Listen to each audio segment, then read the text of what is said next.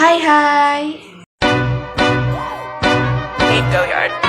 I got so much motherfucking design on right now. Break it down, bring it. Hello everyone, welcome back to my YouTube channel Living Let's. Di sini saya akan menjelaskan mengenai Thales dan filsafatnya, khususnya teorema Thales. Thales merupakan perintis matematika dan filsafat Yunani. Beliau adalah seorang filsuf yang mengawali sejarah filsafat barat pada abad ke-6 sebelum Masehi. Selain sebagai filsuf, Thales juga dikenal sebagai ahli geometri, astronomi, dan politik.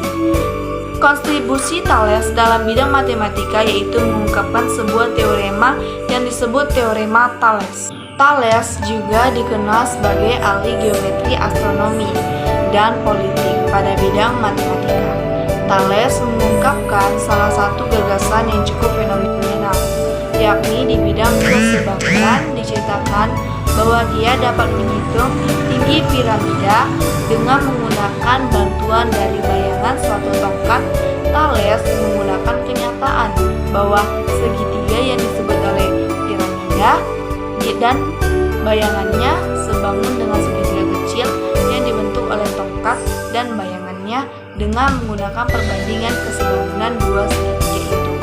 Ia dapat memperkirakan tinggi dari piramida tersebut. Selain itu, dia juga dapat mengukur jauhnya kapal di laut dari pantai. Kemudian, Thales menjadi terkenal setelah dia berhasil memprediksi terjadinya gerhana matahari pada tanggal 28 Mei atau 30 September tahun 69. Sebelum prediksi tersebut, karena dia telah mempelajari catatan-catatan astronomis yang tersimpan di Babilonia sejak tahun 747 sebelum Masehi. Thales tidak meninggalkan cukup bukti tertulis mengenai pemikiran filsafatnya. Pemikirannya didapatkan melalui tulisan Aristoteles tentang dirinya. Aristoteles mengatakan bahwa Thales adalah orang yang pertama kali memikirkan tentang asal mula terjadinya alam semesta. Oleh karena itu, Thales juga dianggap sebagai perintis filsafat alam atau disebut dengan natural philosophy. Teorema Thales yaitu yang pertama adalah lingkaran dibagi dua oleh garis yang melalui pusatnya yang disebut dengan diameter. Dapat kita lihat pada gambar berikut. AB merupakan diameter, di mana garis AB ini membagi lingkaran menjadi dua. Kemudian yang kedua yaitu besarnya sudut-sudut ala segitiga sama kaki adalah sama besar. Dapat kita lihat pada gambar berikut ini. Besar kedua sudut segitiga sama kaki adalah sudut A sama dengan sudut BK yang ketiga. Jika ada dua garis lurus yang bersilangan, maka besar sudut yang saling berlawanan akan sama besar. Bisa kita lihat pada gambar berikut ini.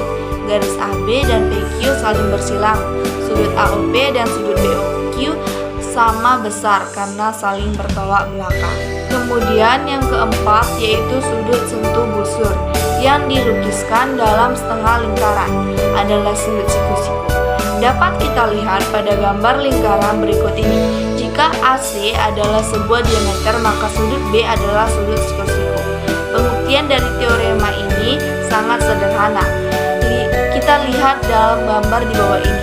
Karena OA, OB, dan OC sama panjang, maka segitiga AOB dan BOC pastilah segitiga sama kaki.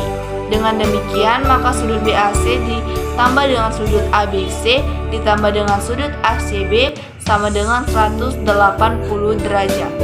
Di mana sudut BAC adalah alfa ditambah dengan sudut ABC yaitu alfa plus BK ditambah dengan sudut ACB yaitu BK sama dengan 180 derajat sehingga didapat alfa plus BK sama dengan 90 derajat.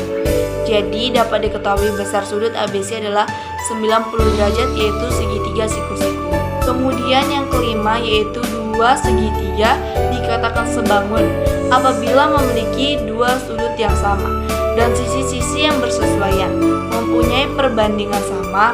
Dapat kita lihat pada gambar dua segitiga berikut di mana sisi AC AC sama dengan sisi PR dan sisi AB sama dengan sisi PQ, sehingga dapat diperoleh persamaan AC per PR sama dengan AB per PQ. Hikmah yang bisa diambil dari Thales adalah yang pertama, Thales adalah orang yang mempunyai rasa ingin tahu yang sangat tinggi. Dia selalu memikirkan setiap kejadian alam yang ada di sekitarnya dan mencari tahu penyebabnya. Ia mencoba memprediksi gerhana matahari dengan menggunakan ilmu pengetahuan yang telah dia pelajari tanpa bersandar pada mitos yang ada. Yang kedua yaitu tidak mudah puas terhadap sesuatu yang sudah didapatkan, sehingga terus berpikir melalui inovasi untuk menemukan sesuatu yang baru. Hal ini bisa kita lihat dari gagasannya dalam mengukur tinggi piramida tanpa perlu mengukur secara langsung, tapi dapat dilakukan dengan menggunakan bantuan dari bayangan suatu tongkat dan konsep kesebangunan yang dikemukakannya. Yang ketiga yaitu matematika adalah ilmu yang menarik untuk kita pelajari, bukan ilmu yang menyeramkan seperti dikatakan sebagian orang, karena telah banyak sejarah yang menceritakan tentang peran matematika dalam memajukan peradaban manusia. Salah satunya adalah konsep kesebangunan dari Thales yang berguna dalam kehidupan manusia saat ini. Sekian penjelasan dari saya, kurang lebihnya mohon maaf. Terima kasih.